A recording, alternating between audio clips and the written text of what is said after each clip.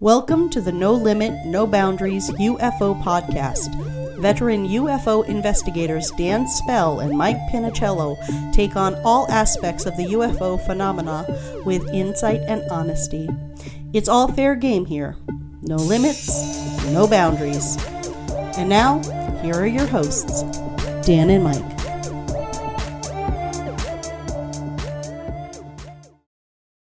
Hello, everyone.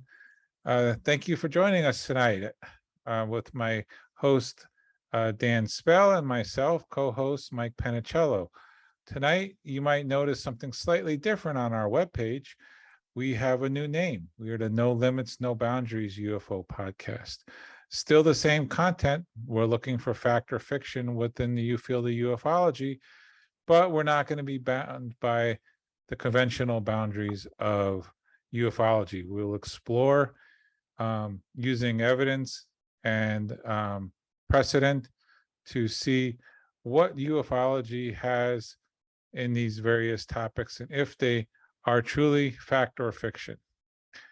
So our spirit is the same, but our name just expands and hopefully explains more to what we are trying to accomplish in this podcast. Tonight, we're going to talk about unidentified submerged objects. Now, I don't know about you, Dan, but this is a great topic. I love this topic. I think this is one of the underrepresented fields in the field of ufology. Everyone is always looking at the sky or abductions, but no one really talks about the unidentified submerged objects. So tonight, we are going to talk about that. And with that, I'm going to turn it over to my co-host, Dan. Thank you, Mike. It really is a terrific topic to delve into. USOs, as you mentioned earlier. Think about the Earth and how much of it is water. The conventional data, I believe, is 75% of the Earth is covered by water.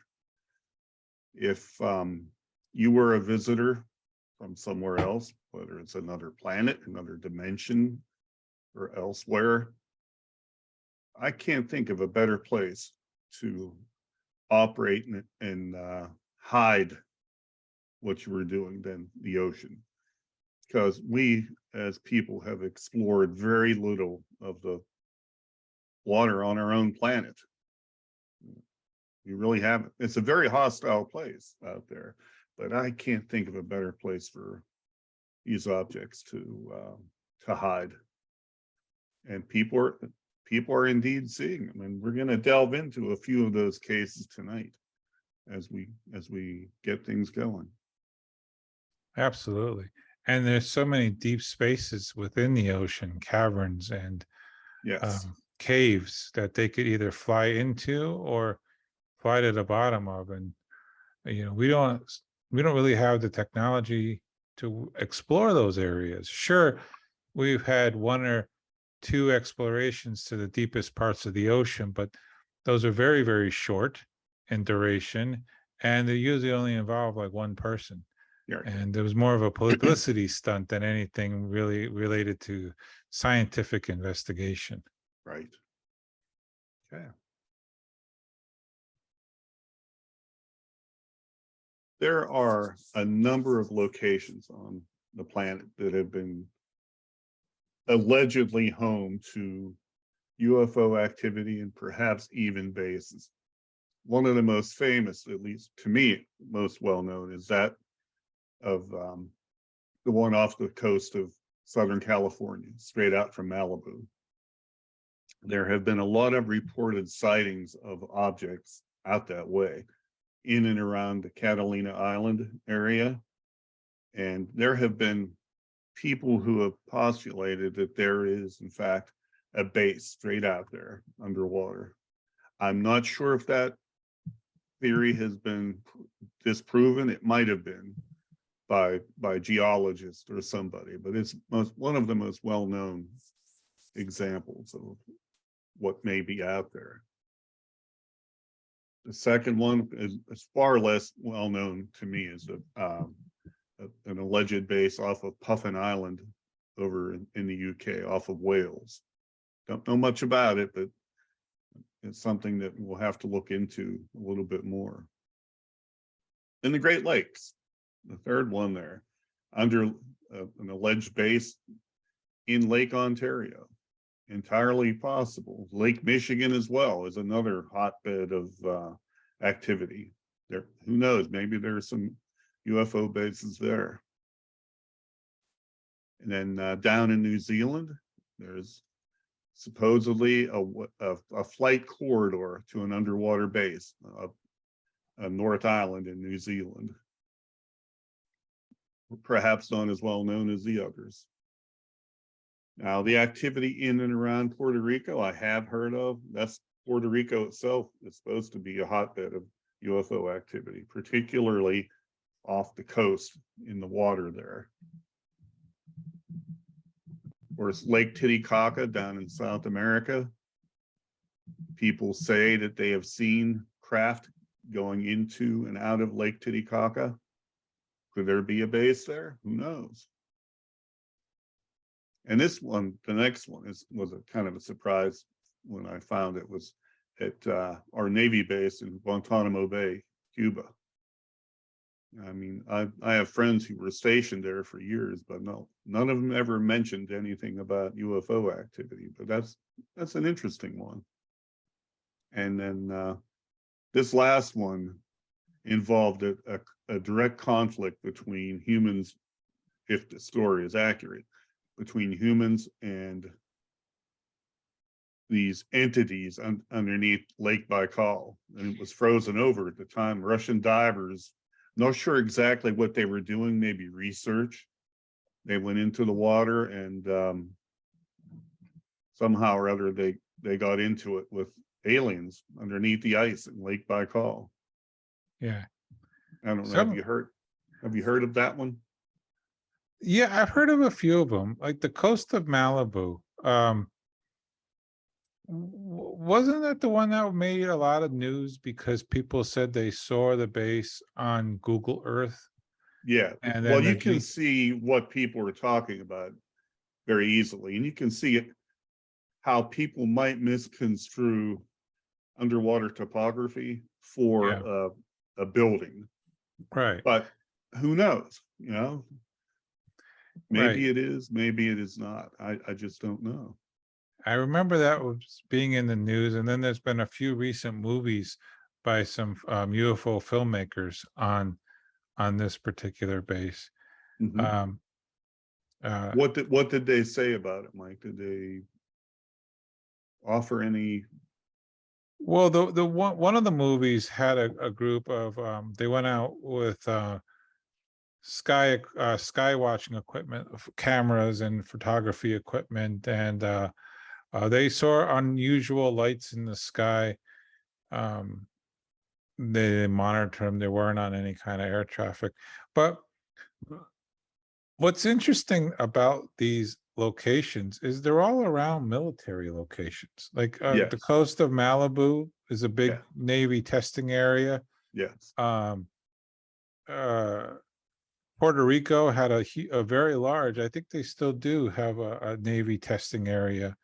Lake Baikal, the Russians, I believe, if I understood it correctly, they were on just a routine training mission. Yeah. But Lake Baikal is like the deepest lake in the world. Yeah, I think it is the deepest freshwater lake. Yeah. Yeah. And it was only after seeing these creatures that they decided to try and capture them. So they didn't go in to capture them. Guantanamo Bay obviously is a very large military location, and New Zealand, I mean, New Zealand's a hotbed of activity, especially in today's geopolitical world. It's in an area of the world where there's a lot of military activity, either with surveillance or just ships moving around and flying around in the air with the Navy and Air Force. So these are all hotbeds of location just for our own military. And you kind of wonder, is there a correlation between the two? Yeah. Yeah, it's very common for military installations, whether on land or our military operating on the oceans. And Even now, our fleet off the Atlantic coast, our fleet off the Pacific coast are being, for lack of a better word, being buzzed by these some objects. They don't know what they are, but they still continues. So if they're like buzzing a ship, are they like Maverick from Top Gun buzzing the tower? No, they're not, like dive bombing the ship and flying past the Yeah, it's just a bad tower, joke. nothing like that. But they are in what we call exclusion zones. There should be no other craft either on the water or in the air in those exclusion zones while the fleet is out there doing their workups to deploy. Yeah. And that's what's happening. Well, they've been monitoring our nuclear facilities, so it makes sense that they'll also monitor Right. If there's an aircraft carrier out there that operate with nuclear reactors, they're probably interested in that, for their own reasons, whatever they are. or if the ships are carrying nuclear tipped Right. warheads, Yeah. missiles or. Yeah, very true. Yeah. Okay. Now, jumped ahead. Shag, I included this because it's a very interesting case. Shag Harbor in Nova Scotia, not far from Halifax. Object went into the Shag Harbor at night. It was seen by multiple people who just happened to be driving down the road when it went into the water. And they notified the Canadian authorities, the Canadian Coast Guard and the military, and they went to to investigate, and they did indeed see an object underneath the water. They weren't able to retrieve it or do anything with it, but they did, even including the Canadian authorities. In fact, here's a copy of a document that the Canadian RCMP published, talking about that very incident. About 9 p.m. on October 4th, 1967, I noticed an object with 3 red lights, and in radar indicated this object to be about 16 miles away. But then it goes on, but it talks about that object going into the water. It's kind of like, maybe not exactly a good comparison, but Canada's Roswell. Very famous. I think that's case. A good comparison. Very famous. And well documented, just like Roswell. Yeah. Whether it's witness site, but the difference between this and Roswell is that there's documents. So you can almost say this is also a very similar to Bentwaters, because we have the very famous Charles Holt letter that he sent to European Command. Yeah. Yes, indeed, it is very similar. And correct me if I'm wrong, but on this one, the object that was in the water was there for a few days, and if I remember the story correctly, they also saw another object come to that object. I think you are right about that. So it's almost like the other object came to drop off spare parts of. Maybe it was a maintenance issue, whatever the initial object. For whatever reason, it went into the water and stayed there for a while. Maybe it was having problems, and the other craft came to help it. So it's like the alien version of AAA. Yes. Yep. Just give them a call and they'll come and tow you in. Yeah. On a side note, all joking aside, it is interesting. It does show that if these beings, they do think a lot like humans, because if our car broke down, we'd call. If we were younger, we'd call our parents, "Hey, mom, dad, come get me." Right. If we were older now, we would call a service. Mm-hmm. And And if it's the military has their own service to take care of broken down vehicles or trucks. So to see that something like that transcends civilizations, I mean, I guess it's common sense. You would think it would make sense, but to see it and to witness it, Right. it's kind of interesting. Yes. Yeah, there's some good documentaries about it too. You can find on like Prime Video or Netflix that goes into a whole lot more detail than we have time to do here. And then this one, in 1994, over 300 people like witnessed a number of objects that they swore were UFOs. And the second bullet there demonstrated instantaneous movement at different altitudes. That's one of the 5 observables that are now attributable to real UFOs. And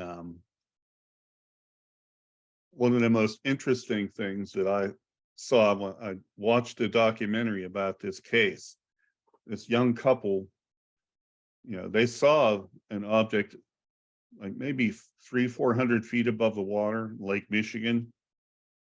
The weird thing about what it was, they saw, to them, they described it as a waterfall, of water coming out from the bottom of the craft that was hovering over Lake Michigan.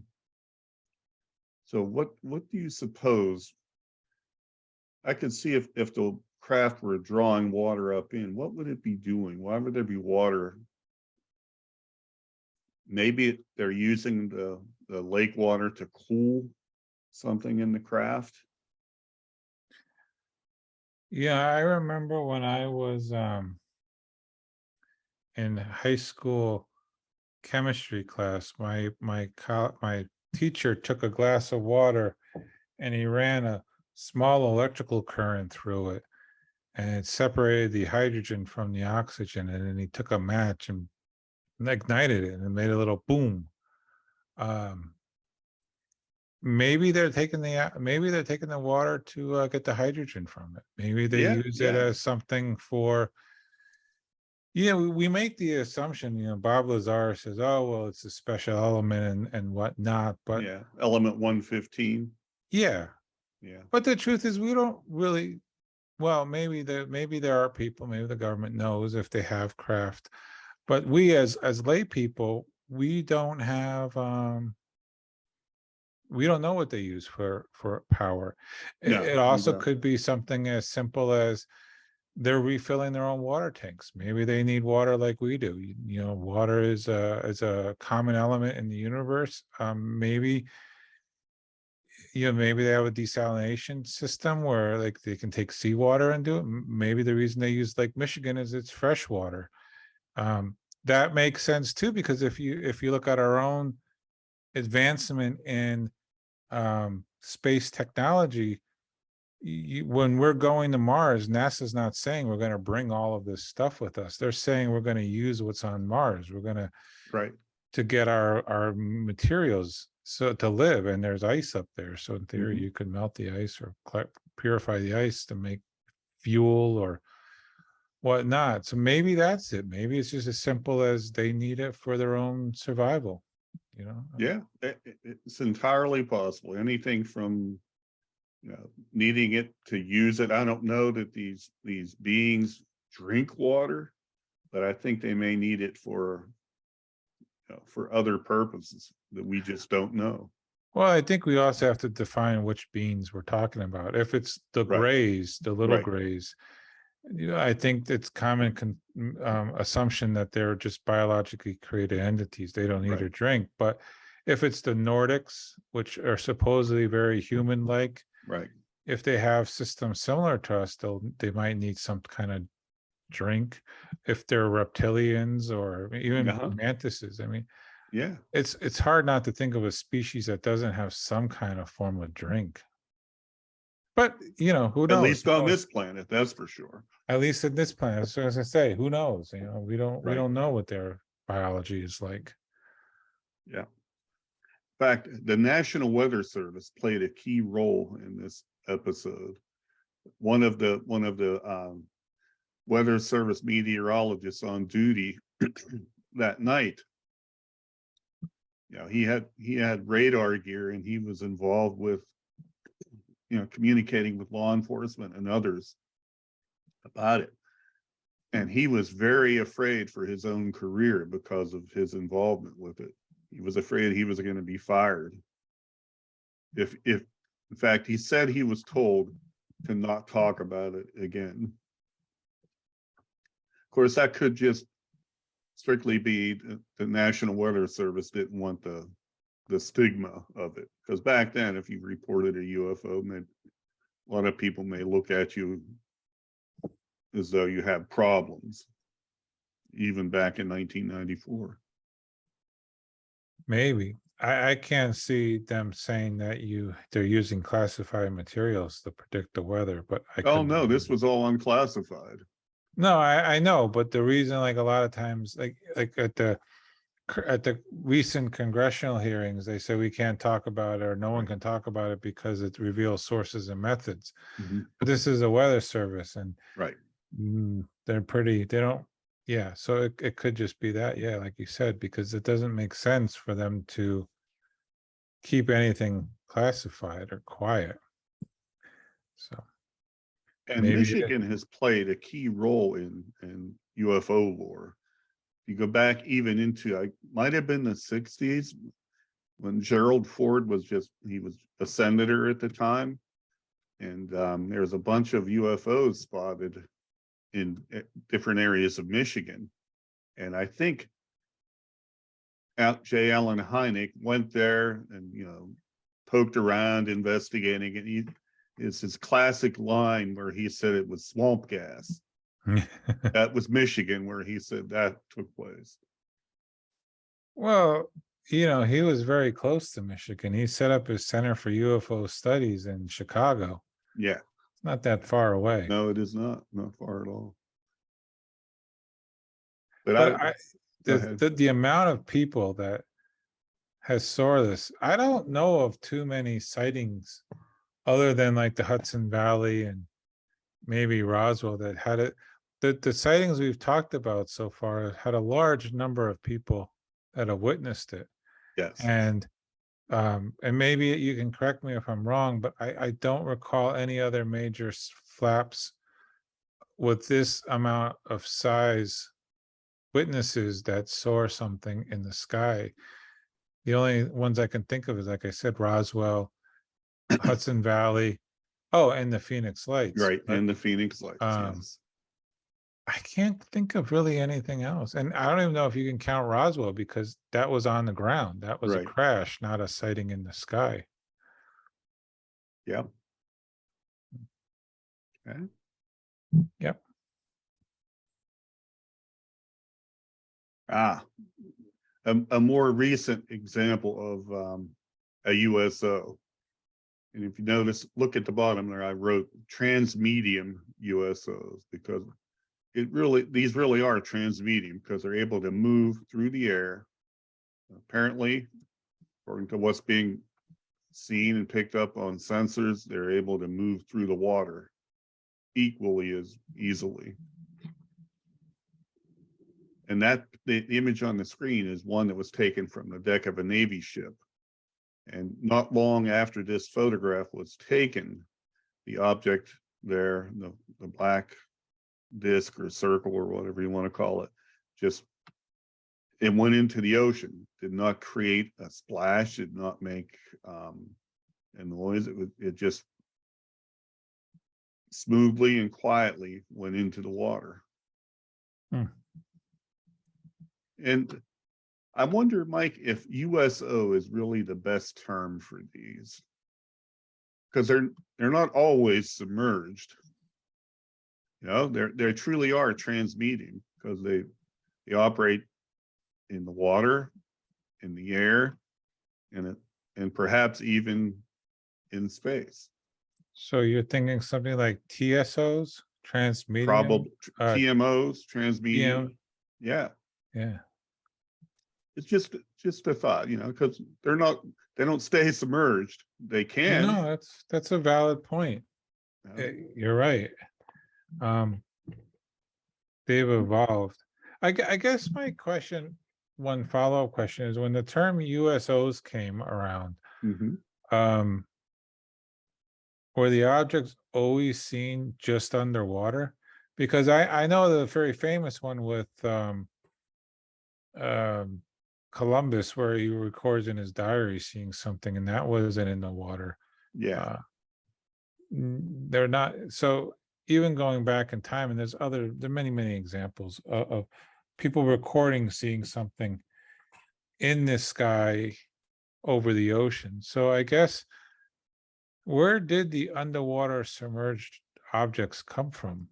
Because now that you think about it, now that I think about it, you're right. Most of these a majority of them are seen moving in and out of the water or just above the water. Right.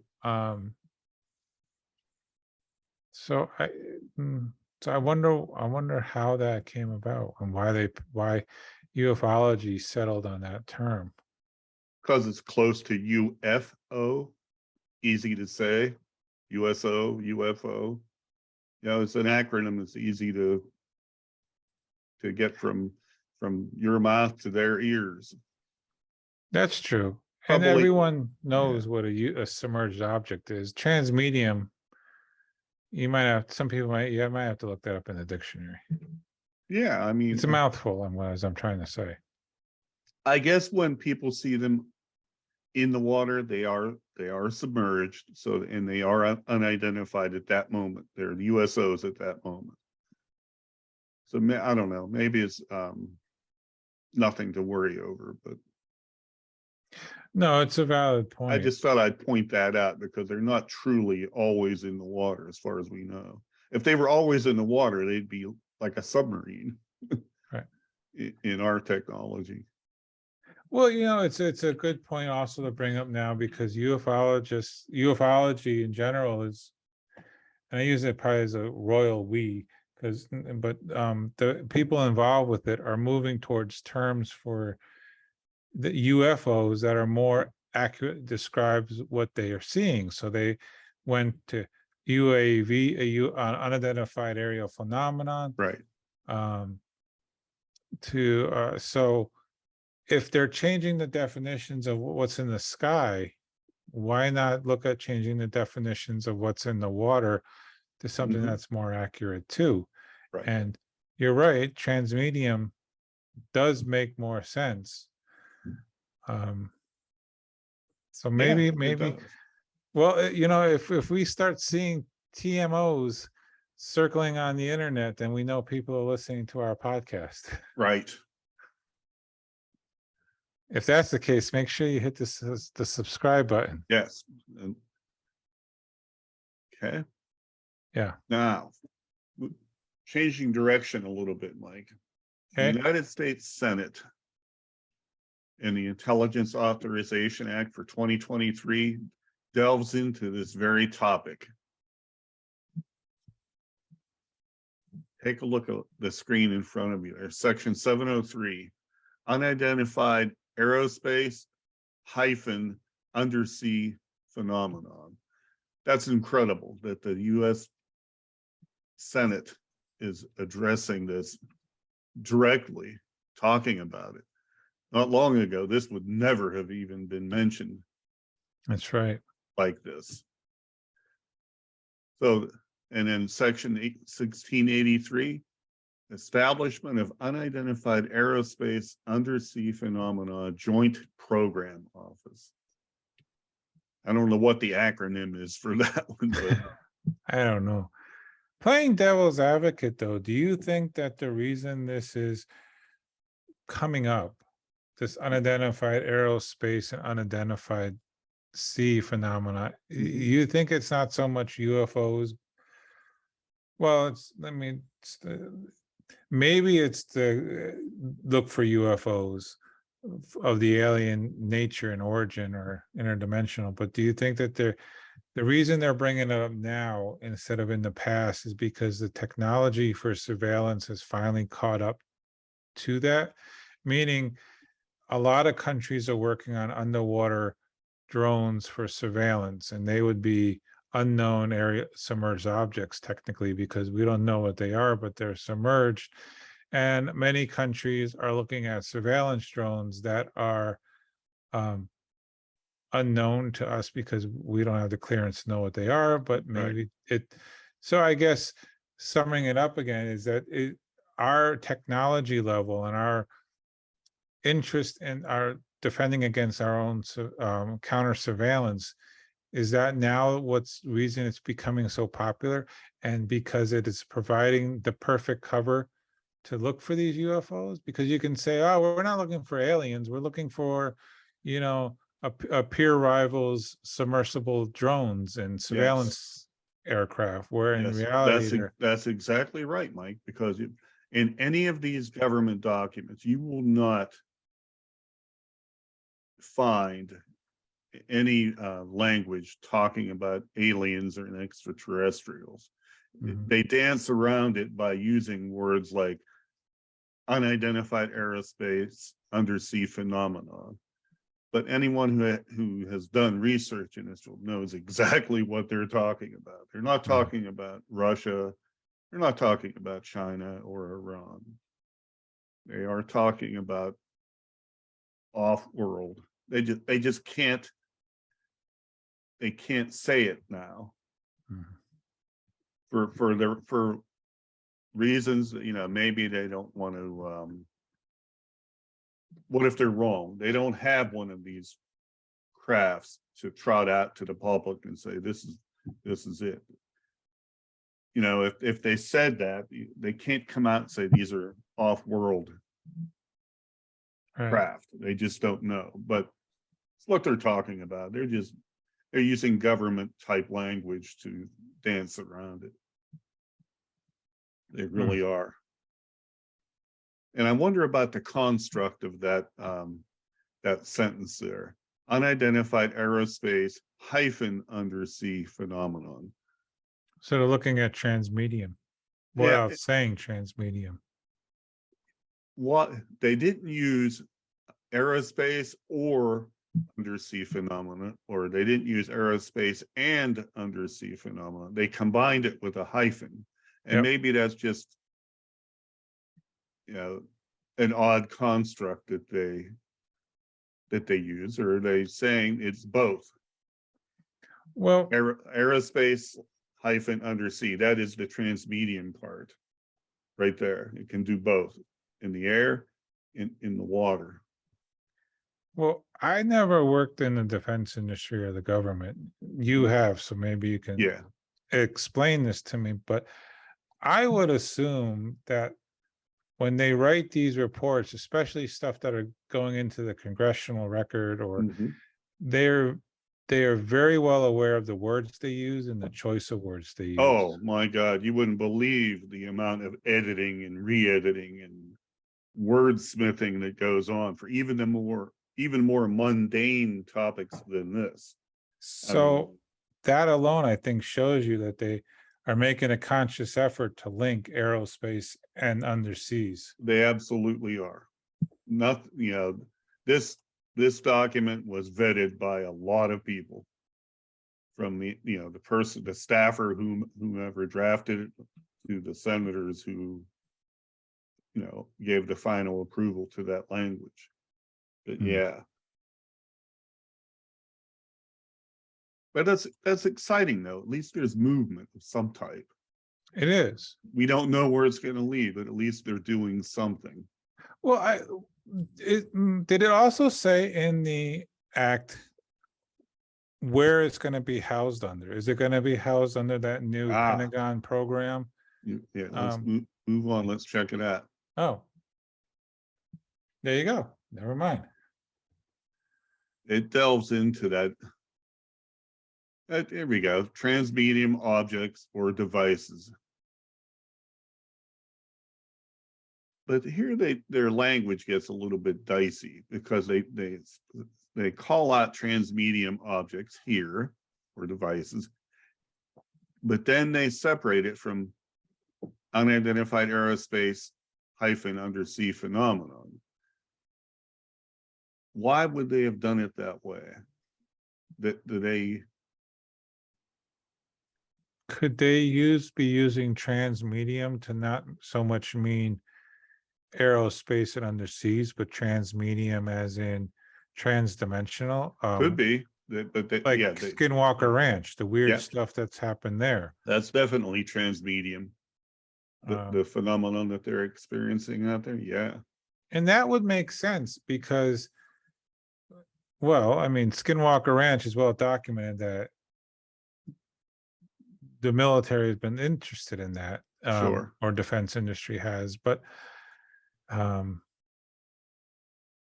it opens up the whole realm, and even within it even goes into the paranormal in a way. Not that we're going down that road in this podcast, but Right. there's a lot of debate within ufology if a lot of these things, these creatures, are not aliens but transdimensional beings that are, depending on your religious beliefs, are either demonic or if you're not religious, it goes into just some kind of other dimensional being. And on the conspiracy note, I believe it was a group in the Pentagon called the Collins Group that believe that all these things are demonic in nature anyway. I have not heard that name, Mike, but I have heard that it might have been Lou Elizondo who said this or made a reference to it, that there are certain people and perhaps a group within the government, including DOD, that think exactly that way, that these are demonic and we ought not to be messing with it, delving into it.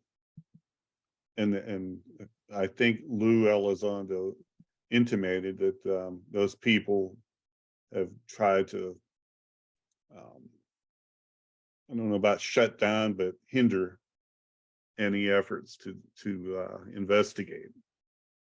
Have you heard that? I have, they're called the Collins Elite, but this is diving into conspiracy. There's no way to prove that there's an elite. Right. But I like Lou Elizondo's. I like listening to him because every time he talks a little bit more and a little bit less about, but you get a bigger picture of the whole story. Right. So I listen to a lot of his podcasts, and I have heard him say that, and it makes sense because, so he has said that on more than one occasion. So I would think it's something that's true, and I think if that is the case, and it was the conscious effort to put in transdimensional objects to reference that belief that they might be something that is evil instead of benevolent, as some view UFOs. But anyone who's listening, any of you, our listeners, if you feel free to comment on that. I mean, we're not a conspiracy show, but if you have a podcast that references, the Pentagon's view on this, share it with us in the show notes, in the comment box. Yes, we would love to hear from all of you. We appreciate your comments, your feedback, your questions. Please feel free at any time. Mike and I will get back to you.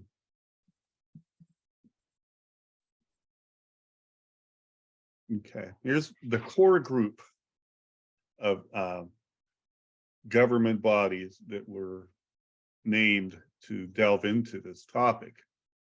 The CIA, the National Security Agency, the NSA, my former employer, I retired from there. Department of Energy, DOE, NRO, the National Reconnaissance Office, the Air Force, of course, the Space Force, makes sense completely, and DIA. They've been up to their eyeballs in this activity for a long time. DIA has. But if you look on the left there, my question is, where's the Navy? The Navy has been at the forefront of this for a long time. Navy pilots, not Air Force pilots, Navy pilots, or as far as we know, are the ones that have really got this ball moving about reporting them. Why wouldn't the Navy be on there? The Air Force, they've been pretty much mute the whole time about this topic. And the That Space puzzled me. Force is really just an extension of the Air Force. I mean, they're a subset. Well, it's a separate military branch now, but yeah, it was But it it was came pulled from the out of Air there. Force, Yes, and exactly. they're Yeah. feeding from the Air Yes. Force. Yep. In Um, fact, their insignias, their rank, yeah, the chevrons and everything are very similar to the Air Force, except Yeah. for that delta in the center of the chevrons with the Space Force. But yeah, it's very similar. But I can't, what would make the government not include the Navy as part of the Corps? because if I had to guess and if I had to speculate, it's because the Navy has the most information. And if they put the Navy in this group, well, first of all of these agencies, they have no problem with, you can classify everything as national security. I mean, the Right. NSA never talks. CIA, well, we all know how they are. Mhm. The Defense Intelligence Agency, same thing, never talks.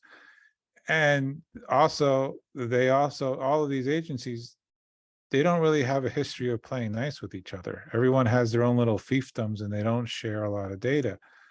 So right there, you're already, in a way, putting stumbling blocks in to not really give you a full representation of the picture. And if I was going to investigate this, but not really investigate this, then you want to keep out the one group that has the most information, which would be the Navy, because, yeah, they can hide behind national security, but once you put them in, you give information for FOIA requests, and you give Mhm. information for I just think that it's a better way to control.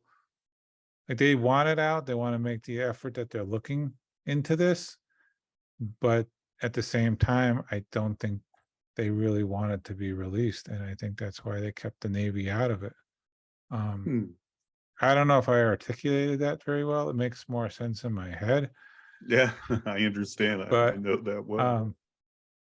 I think it's the same reason why, um, when they did the national review this past winter, and then they wrote the report that was like, what, 6 pages or something, and Yeah, then not very long.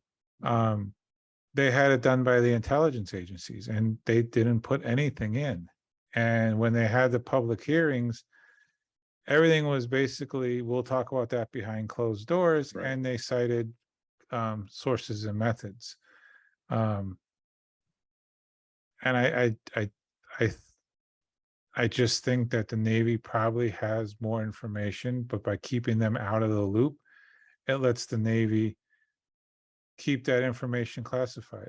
They don't have to reveal it because they're not ordered to reveal it. They're not required by law to include something or not include something. They're just Right. out of it. So plausible deniability, maybe? Could be. Yeah. It just struck me as odd that the United States Navy was omitted from there. The Army's not in there either. And that kind of, I kind of understand the Army not being, because it's a ground force primarily.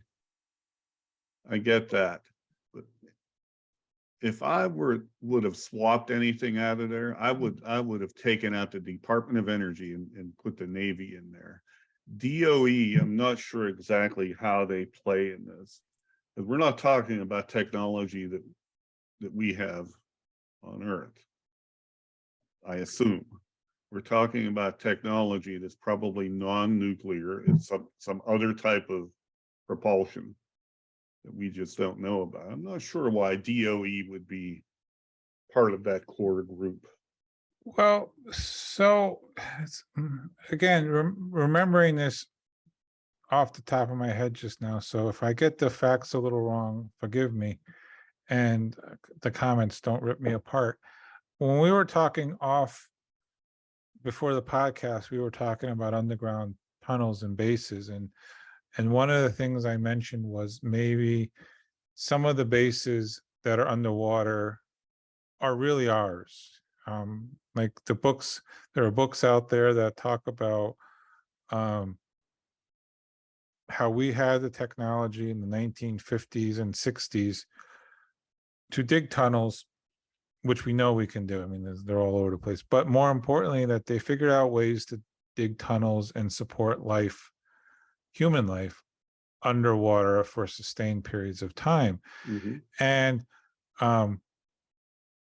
the Department of Energy was one of the areas, I believe, if I remember correctly, where a lot of these bases were initially housed and the contracts came from. From Lawrence Because, Livermore lab, yeah, the well, Sandia lab. yeah, those are good examples. But again, I am trying to do this off the cuff from my memory. Yeah. So if I got this wrong, forgive me. But I think the reason they picked the Department of Energy is because they were so obscure, no one would question it. Like I think some of the other places they might have used was like like Bureau of Land Management, because they control a lot of land, and you could stick a bunker on the ground and on federal land, and no one's the wiser. But Right. no one's ever going to think to FOIA the Bureau of Land Management for underground bases. So my point is maybe the Department of Energy houses a lot more that we Yeah. really don't know about. And you are probably correct. I'm just unaware of it. But to me, DOE has always seemed like a civilian. How do we supply the infrastructure with power? You know, that type of thing. But you're right; they have been involved in a lot of activities for the military. They have, no And they question have, about it. and they also, I think, don't they also oversee the nuclear I think component? so. Yes, I believe. So they are no stranger to using very high classifications, I would assume then. They have And their own classification system. It's very rigid, very tight, so, for good reason. right. No, it makes sense with nuclear weapons. Yes. But if you're trying to hide a secret of UFOs, it's also, it's like, it sounds like it's the Fort Knox of of classifications. It's probably Right. a good place to stick something. I just can't help but think, Mike, that the Secretary of the Navy, when he or she, I don't even know who it is now, saw this core group, didn't ask, where's my Navy? Why don't we have a seat at this table? But anyway, we could chew on that all night. I just wondered about it.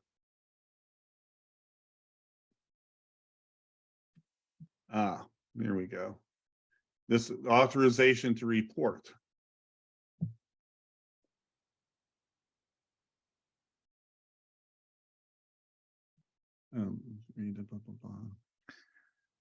Well, that's good that they have a reporting system. Yes, that's something critical to it, because the military need the air crews need to be assured that if they see something like this, they can report it without fear of repercussions and having their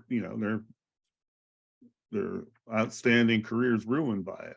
It's about time, I say, that we give these men and women that ability to report. Long overdue. Yeah, I agree.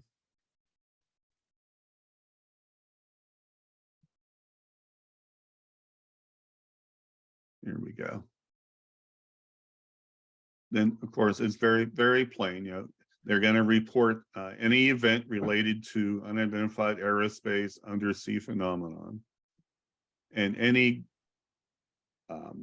government or contractor activity related to unidentified aerospace undersea phenomenon.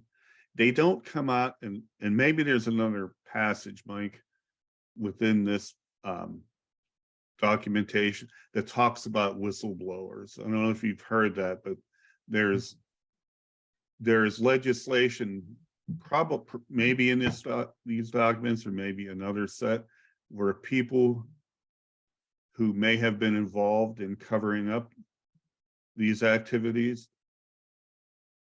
they're given a waiver or anonymity, I guess. In other words, it's okay for them to violate their non-disclosure agreement if they have knowledge or information about what the government has been doing with this.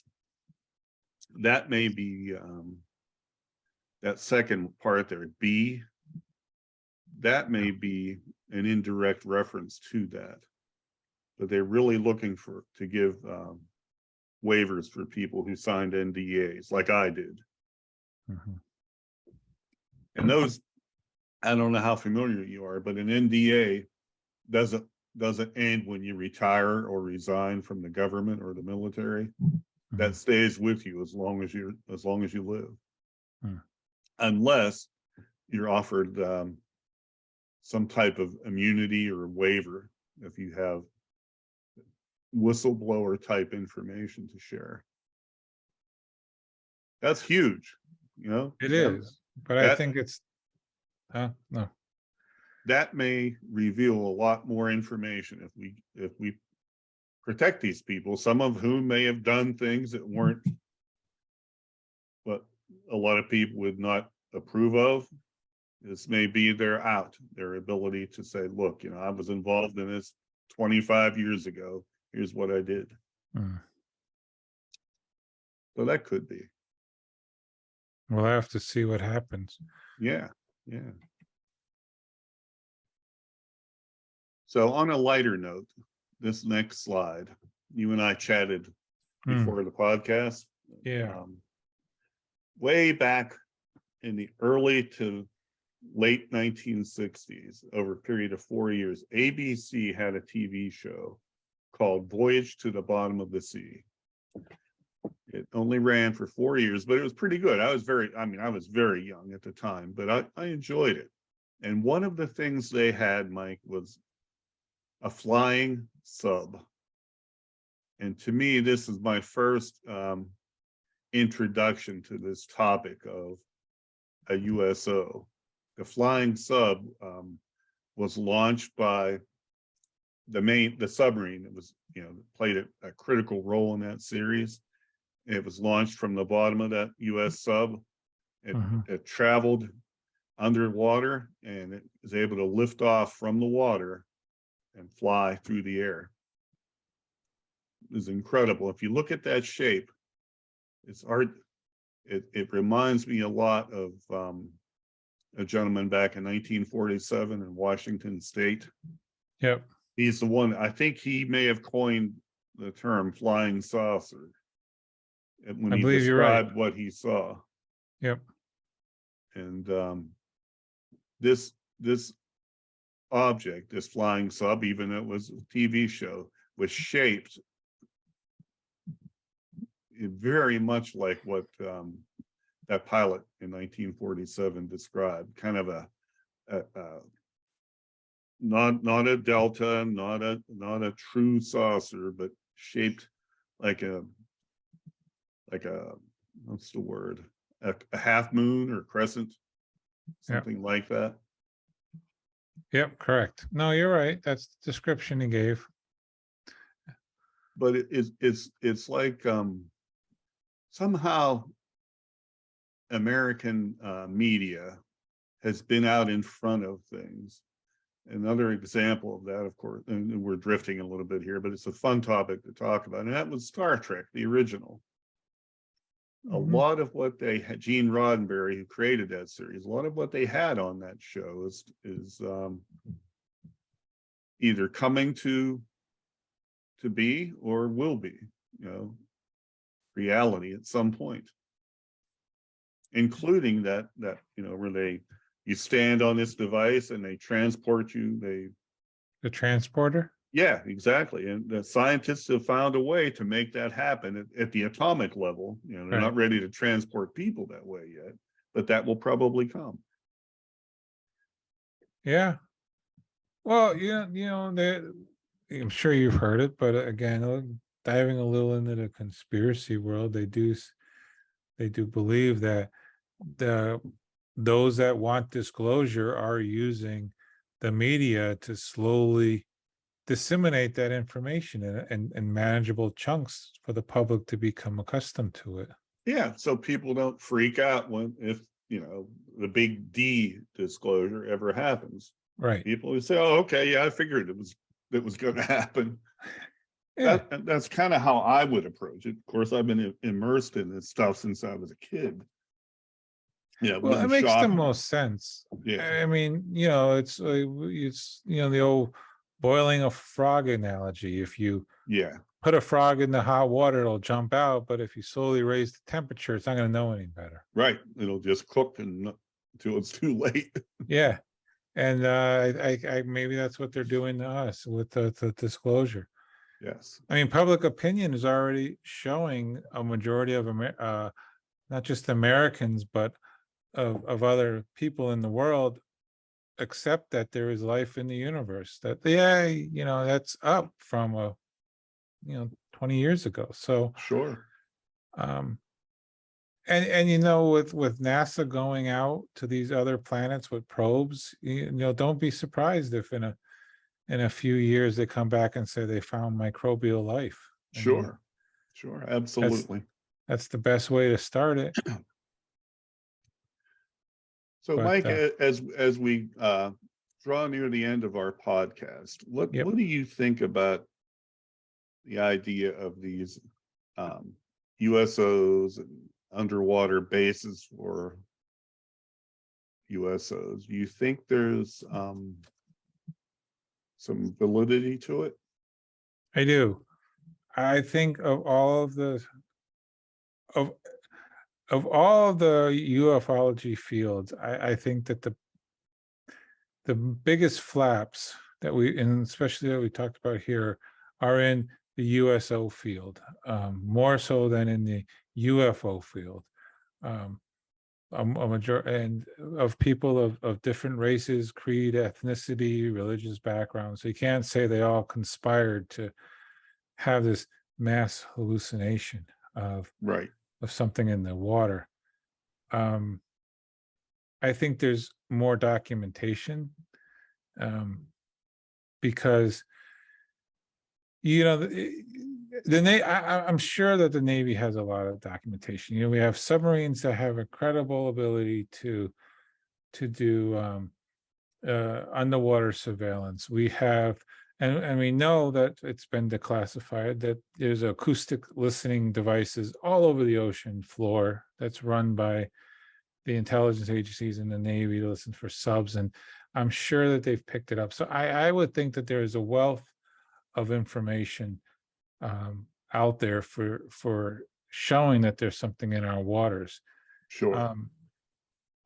The fact that our oceans are so deep and we've only explored a very small portion, makes perfect sense that will be a place to hide, because currently we don't have the technology to spend long periods of time at a mile below the seafloor looking for anything. We can maybe go for a few hours at the most with an unmanned submersible, but what is that going to get you? No, it's pitch black down there too, and it's a deadly environment. The pressure alone, I mean, is brutal.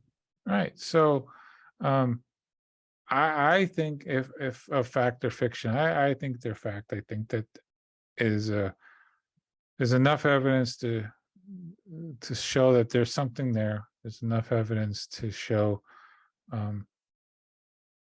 maybe not all the stories. I mean, like that lake, was it Baikal? Lake Baikal, yeah. Yeah, I don't, it's a story, but we don't have any evidence to it. But I think of everything we've looked at, other than Roswell, I think this particular field is pretty good, and there's a lot to support USOs, or as you're calling them, TMOs. TMOs. How about you? What are your thoughts on it? I think I agree with you. I would just add, Mike, what we've talked about this evening, or except for the Shag Harbor incident, is primarily United States activity. We're just one country, a seafaring country. We're just one of many. Mhm.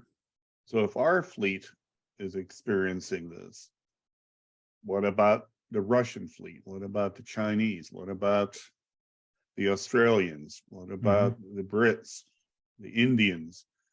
Every country on Earth that has a maritime presence, and that's a lot of them, even commercial shippers, what are they seeing? Yeah. They have, if our fleet is seeing these, others have to be as well. Maybe this is just a small fraction of really what's being seen out there and what's going on. And I think we're going to see more of these. I mean, I don't know if our commercial shipping is massive. Our oceans are filled. If you've been on a cruise lately, you can't, to be in completely open ocean now with no ships around you, Right. is almost impossible. There's always a ship somewhere within Yes. the cruise ship area. And so I think that this is going to be something that's going to stay around for a very long time, and sightings will start coming in more, because there's, especially now with people interested in UFOs, and they might not look for USOs, but they say, oh, I'm going to look for a UFO, and indirectly come across a transmedium UFO. Right. And that'll get reported. So I have a feeling we might actually see more of these kind of sightings coming forward in the coming years. I think we will too. Absolutely. Yeah. Okay. So what are we doing next week? Next episode, I think we have to figure that one out. We have a whole lot of topics to cover for our next episode. All right. Everyone stand by. We're going to have a surprise for you. You'll just have to log in to see what we pick. Yes. If you have a topic and you want us to consider it, email us or put it in the comments section, and we'll look into seeing if it's something that can be done. Yes. I mean, and we want to hear from people who agree with what we're saying, as well as people who do not. We want to hear alternate points of view, other theories, other opinions. We're always open to that. That's right. We're just trying to start the conversation, but we want you to add to the conversation.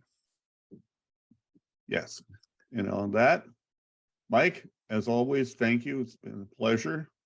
Thank you. Look forward to our next podcast.